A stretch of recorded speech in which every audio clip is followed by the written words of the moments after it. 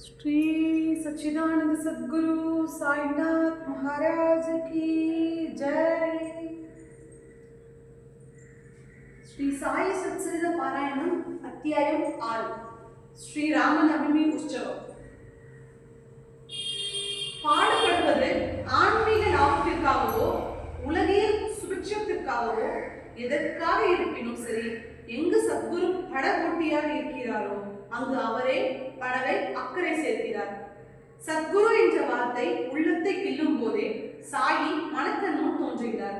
நிஜமாகவே என் முன் தோன்றி தம்முடைய வரம் நல்கும் கரத்தை என் இதயத்தின் மீது வைக்கிறார். அவருடைய வரம் தரும் கரம் துணியிலிருந்து வந்த சாம்பலுடன் என்னுடைய நெற்றியில் படும்போது இதயம் ஆனந்தத்தால் பொங்குகிறது. அன்பினால் கண்ணீர் ஆறாக பெருகுகிறது. குருவினுடைய ஹஸ்தஸ்பரிசம் பிரளய காலத்து அக்னியாலும் அழிக்க முடியாத சூக்கும சரீரத்தை அழித்துவிடும் அற்புத சக்தி வாய்ந்தது. கரம் தீண்டுவதாலேயே சூக்கும சரீரம் சாம்பலாகி விடுகிறது. கடவுளை பற்றியோ புறாங்களை பற்றியோ தப்பி தவறி ஏதாவது காதில் விழுந்தாலே தலைவலி வருபவர்களுக்கும் உடனே வெடித்து சிதறி பிதற்றும் நாஸ்திகர்களுக்கும் கூட அது சாந்தியை அளிக்கும். தாமரை போன்று தம் கையை அவர் நம் தலையின் மீது வைக்கும் போது பல ஜென்மங்களாக பரிபக்குவம் அடைந்த மனம் வெள்ளத்தில் அடித்து செல்லப்படுகிறது. சாயின் அன்பார்ந்த பக்தர்கள் தூய்மை அடைகின்றனர். அவருடைய சுந்தரமான உருவத்தின் மேல் பார்வைப்படும் போது பரவசத்தால் தொண்டை அடைக்கிறது. ஆனந்த கண்ணீர் பெருகுகிறது. இதயத்தில் அஷ்டபாவம் எழுகிறது. நானே அது என்னும் பாவம் எழுப்பப்பட்டு நிஜமான ஆனந்தத்தை உள்ளிருந்து மலர் செய்கிறது. நான் நீ என்னும் வேறுபாட்டை முழுவதும் அழித்து முழு முதற் பொருளோடு ஐக்கியமாக விடுவதை கொண்டாடுகிறது. எந்த போதியையும் புராணத்தையும் படித்தாலும் ஒவ்வொரு கட்டத்தையும் சத்குருவின் ஞாபகம் வருகிறது. ஆகவே சாயிதான் ராமனாகவும் கிருஷ்ணனாகவும் தோன்றி தம்முடைய கதையையே நம்மை பாராயணம் செய்ய வைக்கிறார். ஸ்ரீமத் பாகவதம் கேட்கலாம் என்று உட்கார்ந்தால் உத்தர கீதையை பக்தர்களின் நன்மைக்காக பாடும் ஸ்ரீ கிருஷ்ண பரமாத்மா நகரத்திலிருந்து சிகை வரை சாயியாகவே காட்சியளிக்கிறார். ஒரு விஷயத்தை தெளிவாக விளக்க முயலும் போது சாதாரண பேச்சிலேயே திடீரென்று சாயினுடைய கதை ஏதாவது ஒன்று ஞாபகத்திற்கு வருகிறது. எழுத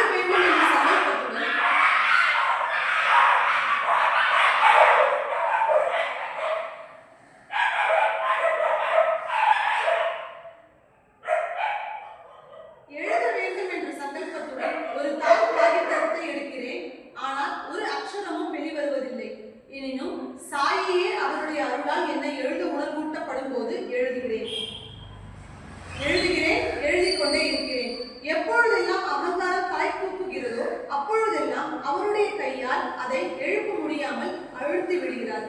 அத்தோடு மட்டுமல்லாமல் தம்முடைய சக்தியை சிஷ்யன் மீது பாய்ச்சி அவனை அருளாகவே ஆக்கிவிடுகிறார். மனத்தாலும் வாக்காலும் செய்கையாலும் சாயி பாதங்களை முழுமையாக சரணடைந்து விட்டால் அறம் பொருள் இன்பம் வீடியோ நான்கும் நம்மை தாமாகவே வந்தடைகின்றனர். கர்மம், ஞானம், யோகம், பக்தி இந்நான்கும் இறைவனை அடைய வழிகளாகும். இந்நான்கு பாதைகளும் நம்மை வெவ்வேறு திசைகளில் அழைத்துச் சென்றாலும் கடைசியில் போய் சேரும் இடம் ஒன்றே, ஈஸ்வர பிராப்தியே, இறைவனை அடைவதே. பக்தி மார்க்கம் பள்ளம் படுகொழிகள் நிறைந்த கருவேலங்காட்டை கடந்து செல்வது போல கடினமானது. ஒருவரே நடக்கக்கூடிய ஒற்றையடி பாதையாக இருந்தாலும் நேராக இறைவனின் அண்மைக்கு அழைத்துச் செல்லும். இதை கடப்பதற்கு சுலபமான வழி முட்களை தவிர்த்து ஒவ்வொரு அடியாக பயமின்றி எடுத்து வைக்க வேண்டியதுதான். இதையே அன்னையாகிய குரு தெளிவாக எச்சரிக்கிறார். மனமென்னும் செழிப்பும் வீரியமுள்ள மண்ணில் பக்தி என்னும் நீரை பாய்ச்சினால் வைராக்கியம் முளைக்கிறது, ஞானம் வளர்கிறது, பரவச நிலை கைகூடுகிறது, ஜனனமும் மரணமும் நிச்சயமாக விலகிவிடுகின்றன. மூல பரமாத்மா தனித்து செயல்படக்கூடிய சித்திகள் நிறைந்தது. அதுவே சத் சித் ஆனந்தம் என்னும் முக்கூட்டான சக்தி பக்தர்களுக்கு போதை செய்வதற்காக அவதாரம் செய்கிறது.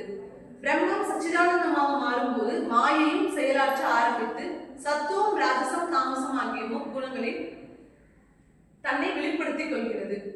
களிமண் ஒரு உருவமாக வடிவெடுக்கும் போது பானை என்று பெயர் பெறுகிறது. பானை உடைந்து விட்டால் பெயரும் உருவமும் அடையாளமும் அதை விட்டு அகன்று விடுகின்றன. இவ்வுலகமே மாயையில் இருந்து உருவானதுதான்.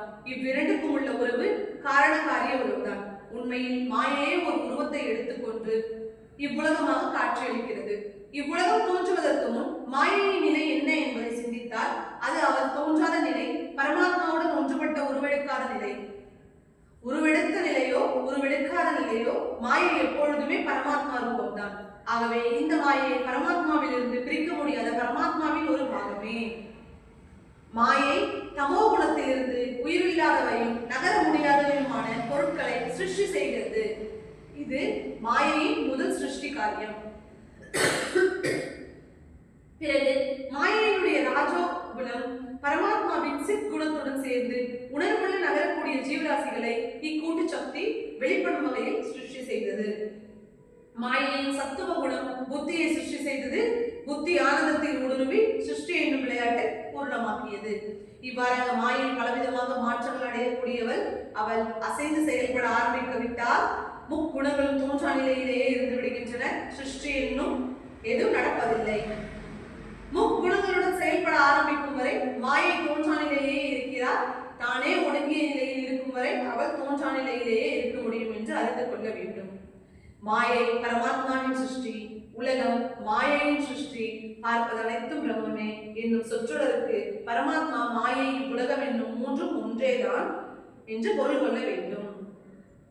இந்த ஒருமையை நாம் அனுபவிப்பது எப்படி ஒரு தெரிந்து கொள்ள தீவிர ஆர்வமுள்ளவர்கள் வேதங்களை பயில வேண்டும்.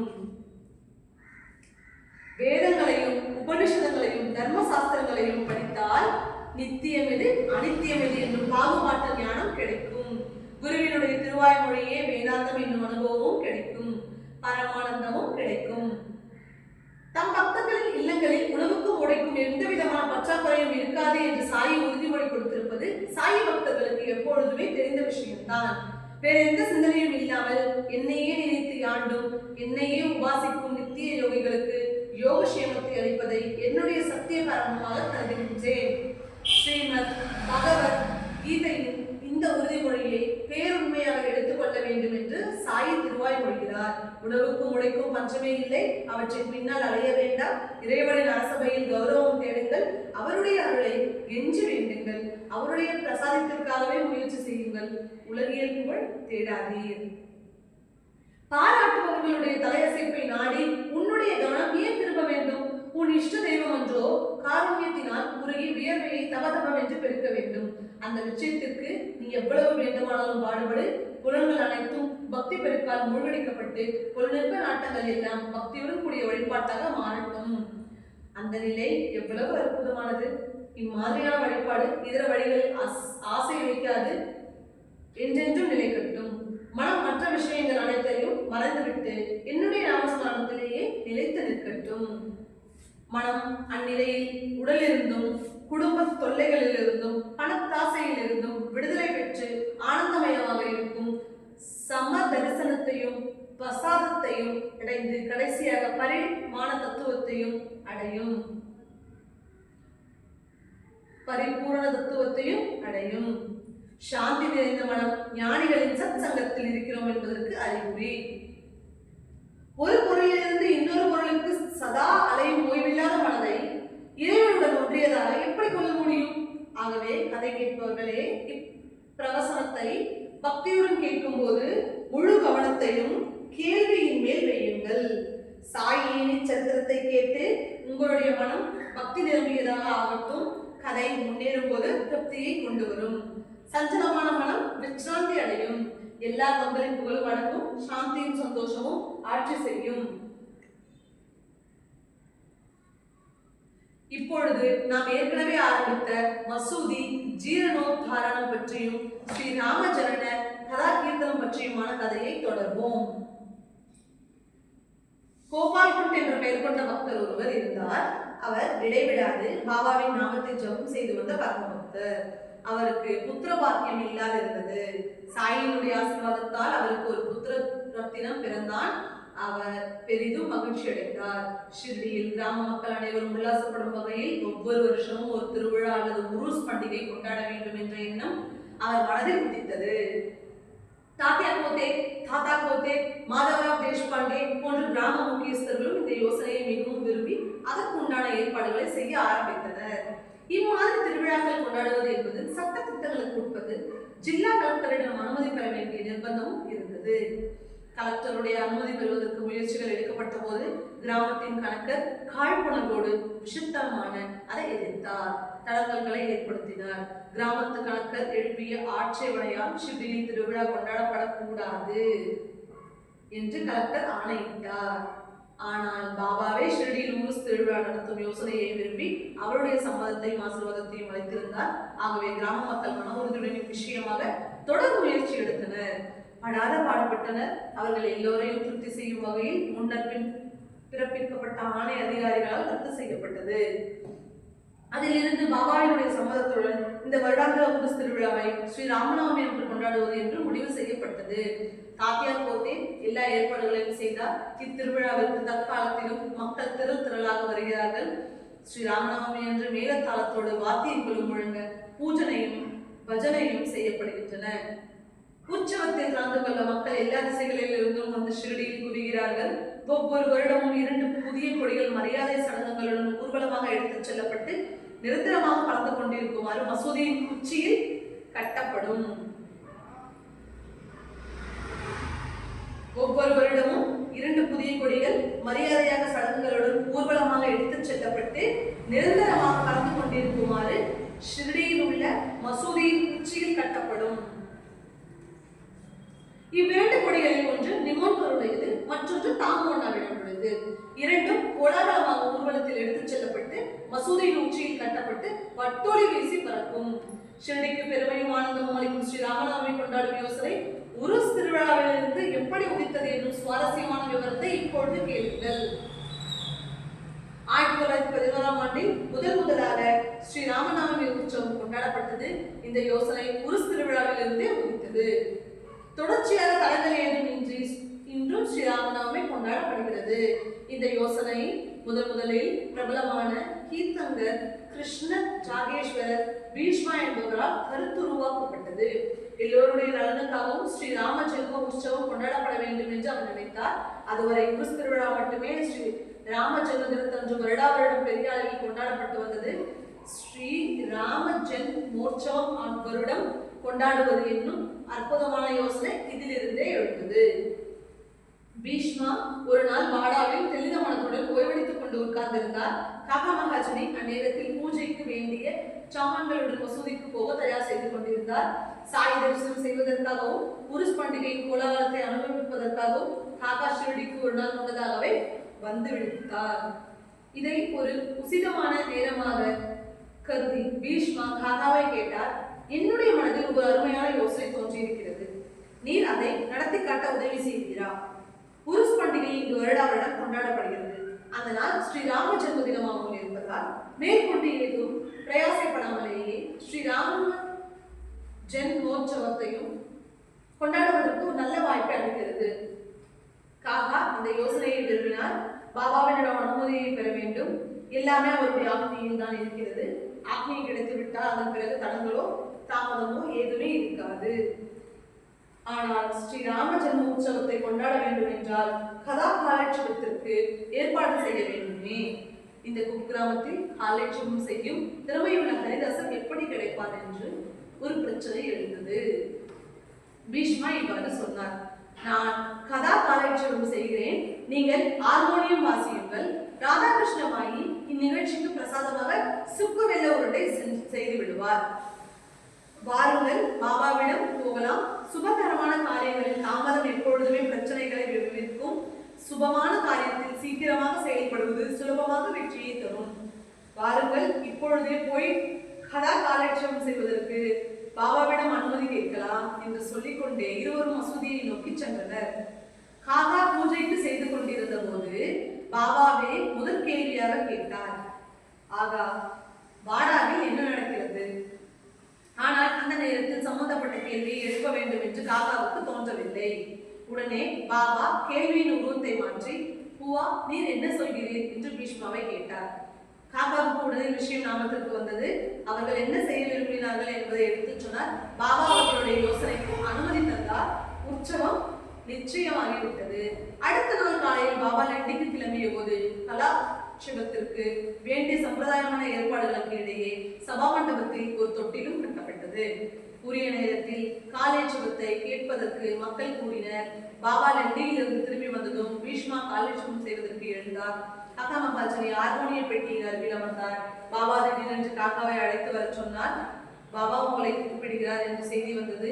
காக்கா இதை கேட்டு பயந்து போனார். ஏன் அவனுடைய மனதில் விபரீதமான எண்ணங்கள் தோன்றுகின்றன என்று அவருக்கு புரியவில்லை. எனினும் காலேஜபத்துக்கு குந்தகம் ஏதும் நேராது என்று நம்பிக்கை கொண்டார். பாபாவினுடைய அழைப்பை பற்றி கேட்டபோது பயத்தால் காக்காவின் தொண்டைகள் நடுங்கின. பாபா ஏன் இவ்வாறு மனக்கொந்தளிப்பு அடைய வேண்டும்? கதா காலட்சேபம் தடங்களின்றி நடக்குமோ நடக்காதோ என்று அவர் கவலையுற்றார். நரம்பு தளர்ச்சியினால் கால் மரத்து போக மசூதியின் படிகளை தடுமாறிக்கொண்டே ஏறினார். பாபா அவரை தொட்டில் எதற்காக கட்டப்பட்டிருக்கிறது என்று வினவினார்.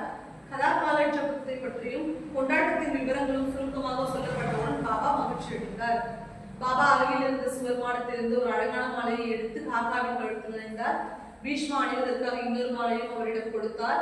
பாபா தொட்டிலை பற்றி கேட்ட கேள்வி எல்லோரையும் சஞ்சலப்பட வைத்தது. ஆனால் பாபா காக்காவுக்கு மாலை அணிவித்ததை பார்த்ததும் எல்லோரும் நிம்மதி பெருமூச்சு விட்டனர்.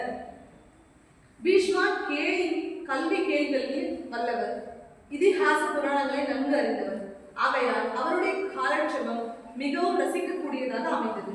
கேட்பவர்கள் அபரிதமான ஆனந்தம் அடைந்தனர். பாபாவின் முகம் பிரசன்ன வதனம் ஆயிற்று. எவ்விதமாக அனுமதி தந்தாலோ அவ்விதமாகவே பக்தர்களை பஜனையுடன் கலந்தா காலட்சேபத்துடன் கொண்டாடத்தை நடத்தும்படி கேட்டார். காலட்சேபத்தில் ஸ்ரீ ராம ஜனன கட்டம் வந்தபோது புலால் என்னும் வர்ணப்பொடி துவப்பட்டது. அதில் சிறிது பாபாவின் கண்களில் விழுந்து விட்டதால் கௌசல்யாவின் அரண்மனையில் குழந்தையாக இருப்பதற்கு பதிலாக பாபா நரசிம்ம அவதாரம் எடுத்து விட்டார். ஆனால் வர்ணப்பொடி கண்ணில் விழுந்தது என்னவோ ஒரு சாக்குதான். ஸ்ரீராம அவதாரத்தில் மகாவிஷ்ணு ராவணனை வதம் செய்து ராட்சசர்களின் கொடூர செயல்களை அழித்ததை காலாட்சேபம் நடந்த நேரத்தில் பிரதிபலிப்பதற்காகவே அவர் கோபாவசம் அடைந்தார். உக்ர நரசிம்மரை போல் திடீரென்று கோபம் பொங்கி எழுந்தது. சாபங்களையும் வசூல்களையும் சரமாரியாக பொழுது தள்ளிவிட்டார். தொட்டில் தூள் தூளாக போகிறது என்று நினைத்து ராதாகிருஷ்ணவாய் மிகவும் அதிர்ந்து போய்விட்டார். எப்படி அந்த தொட்டிலை காப்பாற்றுவது என்பது அவருக்கு பெரிய பிரச்சனையாகிவிட்டது. தொட்டிலை சீக்கிரமாக அவிழ்த்துவிட வேண்டும் என்று அவசரப்படுத்தி திரும்ப திரும்ப தொந்தரவு செய்தார். ஆகவே ககா மகாஜனி தொட்டிலை அவிழ்ப்பதற்காக சென்றார். இது பாபாவை மிகவும் எரிச்சலூட்டியது. அவர் பயங்கரமாகவும் காக்காவை அடிக்கப் போவது போலவும் ஆக்ரோஷத்துடனும் தொட்டிலை நோக்கி ஓடினார். தொட்டிலை கழற்றும் முயற்சி நிறுத்தப்பட்டது. பாபாவும் அமைதி அடைந்தார். பின்னர் பிற்பகலில் தொட்டிலை அவிழ்க்க அனுமதி வேண்டப்பட்ட போது பாபா ஆச்சரியத்துடன் வினவினார். இப்போதே எப்படி தொட்டிலை இறக்கி விடுவது? இன்னும் அதற்கு தேவை இருக்கிறது. இன்னும் என்ன தேவை இருக்க முடியும்? ஆனால் சாயியின் திருவாய்மொழி என்றுமே சோலை போவதில்லை என்று நான் யோசித்தேன். உற்சவம் இன்னும் சம்பூர்ணமாகவில்லை என்றும் என் மனதில் அப்போதுதான் உதித்தது. அன்றைய உற்சவம் நடந்துவிட்டது. ஆனால் மறுநாள் கோபால காலா நடக்காமல் உற்சவம் முடிந்து விட்டது என்று எவ்வாறு சொல்ல முடியும்? இப்படியாக பஜனை, கோபால காலா எல்லாம் அடுத்த நாள் கொண்டாடப்பட்டன. இதெல்லாம் நடந்து முடிந்த பிறகு பாபா தொட்டிலை அவிழ்த்துவிட அனுமதி அளித்தார். அடுத்த வருடம் காலாட்சேபம் செய்ய பீஷ்மா கிடைக்கவில்லை. ஆகவே பாலக்குவா சாதார்கர் காலாட்சேபம் செய்வதற்கு அணுகப்பட்டார். ஆனால் அவரோ பிர்ஹாட் சித்த கவடை என்னும் ஊருக்கு காலாட்சேபத்திற்காக போக வேண்டியிருந்ததால் அவரும் கிடைக்கவில்லை. ஆகவே காக்கா மகாஜனி நவீன துகாராம் என்னும் பிரசித்தி பெற்ற பாலக்குவா பஜனையை அழைத்து கொண்டு வந்தார். ஸ்ரீராம ஜென்ம உற்சவத்தை பாலக்குவா பஜனை நடத்தி வைத்தார். அவர் கிடைக்காமல் போயிருந்தாலும் காக்கா மகாஜனியை காலாட்சேபம் செய்யும் பொறுப்பை ஏற்றுக்கொள்ள வேண்டியதாயிற்று. அவருக்கு தாசகனு இயற்றிய ஸ்ரீராம ஜனன கதை செய்யுள்கள் மனப்பாடம். 3வது வருடம் பாலக்குவா சாதார்கரே சரியான சந்தர்ப்பத்தில் ஷிரடிக்கு வந்து சேர்ந்தார். இது எப்படி நடந்தது என்பதை கவனமாக கேளுங்கள். சாயி பாபாவின் கீர்த்தியை கேள்விப்பட்ட பிறகு பாபாவை தரிசனம் செய்ய வேண்டும் என்ற ஆவல் அவர் மனதில் எழுந்தது. அவருக்கு வழித்துணைக்கு ஒருவர் தேவை. துணை எப்படி கிடைக்கும் என்பதே அவருடைய சிந்தனையாக இருந்தது. பாலக்குவா ஒரு ஹரிதாசர், கீர்த்தனை செய்பவர். சாதாரா என்னும் ஊரில் பிறந்தவர். ஆனால் அச்சமயத்தில் அவர் பம்பாய் நகரத்தில் உள்ள பரேலில் வசித்து வந்தார். சாதாரா ஜில்லாவில் பிர்ஹாட் சித்த கவடை என்னும் தேவஸ்தானம் ஒன்று இருந்தது. ஸ்ரீ ராமநவமி என்று அங்கே கலாபலேட்சேபம் செய்வதற்காக சாதாரண வருடாந்திரமாக ஒரு மானியம் பெற்றுக் கொண்டிருந்தார். அந்த தேவஸ்தானத்துடன் அவருக்கு வருடாந்திரமாக 2 உற்சவங்களுக்கு சம்பந்தம் இருந்தது. ஒன்று ஆடி மாத ஏகாதசி, இரண்டாவது சித்திரை மாதத்தின் ஸ்ரீராமநவமி. மௌகலாய் சக்கரவர்த்தி ஏற்படுத்திய சாசனத்தின்படி 124 ரூபாய் செலவுகளுக்காக அங்கீகாரம் செய்யப்பட்டிருந்தது.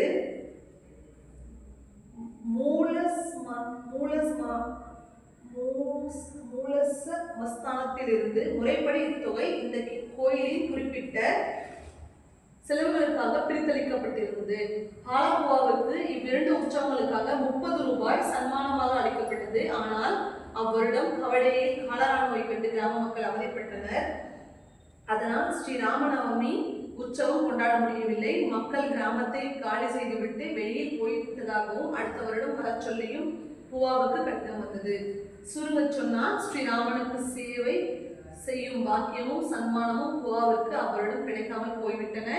ஆனால் அது அவருக்கு ஷிரடி செல்வதற்கு ஒரு நல்ல வாய்ப்பாக அமைந்தது.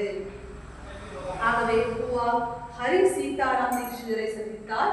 தீட்சிதர் பாபாவின் பரம பக்தராதலால் அவர் மனது வைத்தால் ஷிரடிக்கு போகும் விருப்பம் நிறைவேறும், சொந்த காரியமும் நடக்கும், சுவாமி காரியமும் நடக்கும் என்று அவர் நினைத்தார். அவர் தீட்சிதரிடம் சொன்னார், இந்த வருடம் எனக்கு சன்மானம் கிடைக்காமல் போய்விட்டது. ஆகவே நான் பாபாவை தரிசனம் செய்வதற்காகவும் கலாட்சேபம் செய்வதற்காகவும் ஷிரடி செல்ல வேண்டும் என்று நினைக்கிறேன். தீட்சிதர் பதில் கூறினார், சன்மானம் கிடைக்கும் என்று நிச்சயமாக சொல்ல முடியாது. கொடுப்பதோ இல்லையோ பாபாவின் கையில் தான் இருக்கிறது. கதா காலட்சேபம் செய்வதற்கு பாபாவின் சம்மதம் தேவை. இருவரும் இவ்வாறு பேசிக் கொண்டிருந்த போதே காக்கா மகாஜனி அங்கு வந்தார். சற்றும் எதிர்பாராமலேயே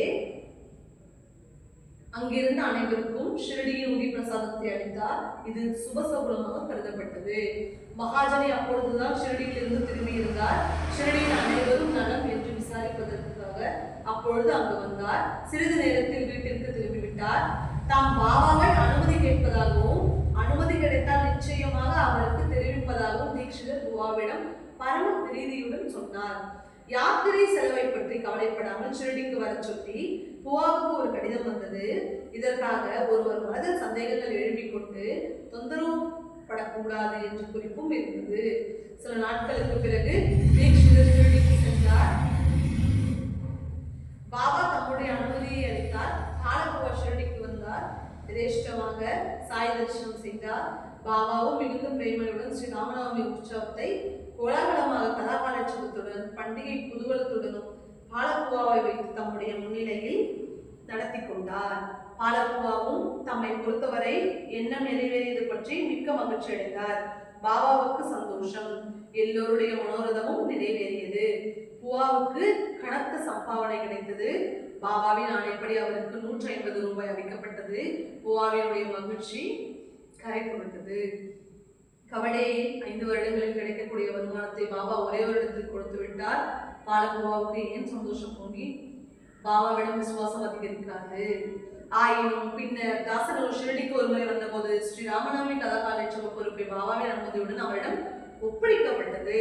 அன்றிலிருந்து இன்று வரை ஸ்ரீ ராம ஜன்மோற்சவம் கோலாகலமாக கொண்டாடப்படுகிறது.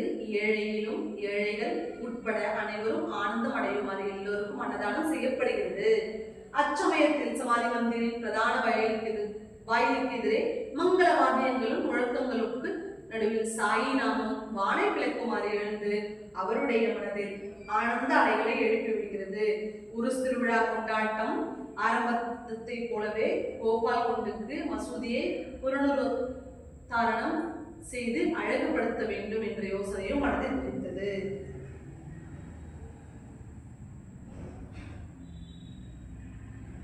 மசூதி புனருத்தாரணம் செய்யப்பட வேண்டும், அதையும் தம் கைப்பட செய்ய வேண்டும் என்ற கோபால் குண்டு தீர்மானம் செய்தார். வேலைக்கு வேண்டிய கற்களை தயார் செய்தார். ஆனால் கோபால் குண்டுக்கு இந்த சேவையை செய்து கொடுக்கவில்லை என்று தெரிகிறது.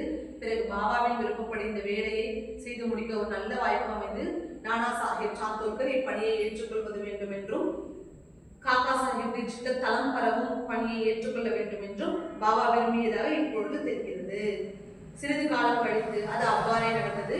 முதலில் பக்தர்கள் சேர்ந்து போகும் வரை திரும்ப திரும்ப அனுமதி கேட்கும் பிரயோஜனம் இல்லாமல் போயிற்று. மகள்சாபரை பரிந்துரை செய்யுமாறு வேண்டிக் கொள்ளப்பட்டார். இதன் பிறகே பாபா அனுமதி தந்தார். இரவோடு இரவாக தனம் போடப்பட்டது. அடுத்த நாளில் இருந்தே பாபா ஆசனமாக ஒரு சிறு மெத்தையை யோகிக்க ஆரம்பித்தார். 1911ஆம் வருடம் ஒரு சபா மண்டபம் கட்டப்பட்டது. ஆனால் அது என்ன பகிரத பிரயத்தனம், என்ன உழைப்பு, எத்தனை தொந்தரவுகள்! இது போதாதென்று இவ்வேளை அவர்களை பயத்தால் நடுங்க வைத்தது. எப்படி இருப்பினும் இந்த வேலையும் பக்தர்களின் கடுமையான உழைப்பால் அம்முறையிலேயே அந்த சூழலிலேயே இரவோடு இரவாக முடிக்கப்பட்டது. பெருமுயற்சி எடுத்து பக்தர்கள் இரவில் இரும்பு தூண்களை நட்டு நிலையப்படுத்துவார்கள். அடுத்த நாள் காலையில் பாபா தூண்களை பிடிந்து முடிப்பார். நல்ல சமயமாக பார்த்து பக்தர்கள் மறுபடியும் தூண்களை நிலைப்படுத்துவார்கள். இத்தொடர் முயற்சிகளே அவர்களை சோர்வடைய செய்தன. எல்லோரும் கீழ்ப்பாய்ச்சியை இழுத்து கட்டிக்கொண்டு இரவை பகலாக்கி அவர்களுடைய இதயத்திலிருந்து ஒரு பெரும் ஆவலை தீர்த்து கொள்ள கடுமையாக உழைத்தனர். முதலில் இவ்விடம் ஒரு சிறு முற்றமடங்கிய திறந்த வெளியாக இருந்தது. ஒரு கொட்டகை கட்டுவதற்காக தகுதியான இடம் என்று தீட்சிதர் கருதினார். எவ்வளவு பணம் செலவானாலும் சரி என்று தீர்மானம் செய்து கொண்டு இரும்பு தூண்களையும் இரும்பு கோணச்சுடங்களையும் வாங்கினார்கள். இரவு படுத்துக் கொள்வதற்கு பாபா சாவடிக்கு சென்று விட்டார் என்று தெரிந்த பிறகு அவர்கள் வேலையை முடித்தார்கள். இரவு முழுவதும் பெருமுயற்சி செய்து பக்தர்கள் இரும்பு தூண்களை நட்டு நிலைப்படுத்துவார்கள். காலையில் சாவடியில் இருந்து திரும்பி வந்தவுடனே பாபா கம்பங்களை பிடிக்க ஆரம்பிப்பார். ஒரு நாள் பாபா கடுங்கோபம் கொண்டார். ஒரு கையால் தாத்தியாவின் கழுத்தை நிறுத்திக் கொண்டே மறு கையால் ஒரு கம்பத்தை பிடிக்க முயற்சித்தார். இரும்பு தூணை பலமாக ஆட்டி அதை பிடுங்கி விட்டார். பிறகு அவர் தாத்தியாவினுடைய தலைப்பாகையை பறித்து ஒரு தீக்குச்சியை கொளுத்தி கோபம் பொங்க குழிக்குள் விட்டிருந்தார். அந்த சமயத்தில் அவருடைய கண்கள் நெருப்பு கோலங்கள் தோன்றெடுத்தன. அவருடைய முகத்தை நேருக்கு நேராக யாராலும் பார்க்க முடியவில்லை. எல்லோருமே நடுநடுங்கி போனார்கள். சற்றென்று தம்முடைய பாக்கெட்டில் கையை விட்டு ₹1 நாணயம் ஒன்று இருந்து சுப காரியம் என்று குறிப்பளிப்பது போல குழியில் வீசினார். சாபங்களும் திட்டுகளும் வரையும் சரமாரியாக பொழிந்தன. தாத்தியா மனதளவில் பயந்து நடுங்கி போனார். ஒரு இக்கட்டான நிலைமை உருவாகிவிட்டது. இது எங்கெல்லாம் நடந்தது? மக்கள் அனைவரும் செயலற்று போனார்கள். இன்று என்ன என்றும் இல்லாதவாறு தூர்ச்ச குணம். தாத்தியா பாட்டிலை இந்த ஆபத்திலிருந்து விடுவிப்பது எப்படி என்று மக்கள் வியந்தனர். பாகோஜி சிந்தே தைரியமாகவும் உஷாராகவும் முன்னேறினார். பாபாவிடம் சுலபமாக மாட்டிக்கொண்டு அவருடைய கோபத்திற்கு இரையானார். பாபாவால் இஷ்டம் போல் வாசம் செய்யப்பட்டார். மாதவராவும் பாபாவிடம் மாட்டிக்கொண்டார். பாபா அவர் மீது சில செங்கற்களை எரித்தார். தாத்தியாவை விடுவிக்க முயன்றவர்கள் அனைவரும் அதே போன்ற செங்கற்களால் தாக்கப்பட்டனர். இந்நிலையில் யார் பாபாவை தைரியமாக நெருங்கி தாத்தியாவை விடுவிக்க முடியும் என்று மக்கள் யோசித்துக் கொண்டிருந்த போதே பாபாவின் கோபம் தனிய ஆரம்பித்தது. கடைசியில் பாபா அமைதியடைந்தார். உடனே ஒரு ஜவுளி கடைக்காரர் அழைக்கப்பட்டு தங்க ஜரிகை போட்ட தலைப்பாகை கொண்டு வந்து செய்யப்பட்டது. ஒரு அரசரிடமிருந்து வரும் மரியாதையை போன்று பாபாவே அத்தலைப்பாகையை தாத்தியாவுக்கு கட்டிவிட்டார். இந்த திடீர் கோபத்திற்கும் வசூல்களுக்கும் தாத்தியாவின் மீது நடந்த தாக்குதலுக்கும் என்ன காரணம் மக்களுக்கு இன்றும் புரியாத புதிராகவே இருந்து வருகிறது. எக்காரணம் பற்றி அவர் கோபமடைந்தார்? எப்படி கன நேரத்தில் சாந்தி அடைந்து சந்தோஷமாகிவிட்டார்? இதற்கெல்லாம் காரணம் என்ன என்பது ஒருவருக்குமே புரியவில்லை. சில சமயங்களில் பாபாவினுடைய மனம் சாந்தமாக இருக்கும். எல்லோரிடமும் பிரீதியுடனும் பேசுவார். சில சமயங்களில் திடீரென்று எக்காரணமும் இல்லாமல் அவருடைய மனம் கொந்தளிக்கும். பாபாவினுடைய பக்தர்கள் பாபாவினுடைய கதைகள் இம்மாதிரியானவை. ஒன்றை சொல்லிக் கொண்டு இருக்கும் போதே இன்னொன்றில் மனம் தோன்றுகிறது.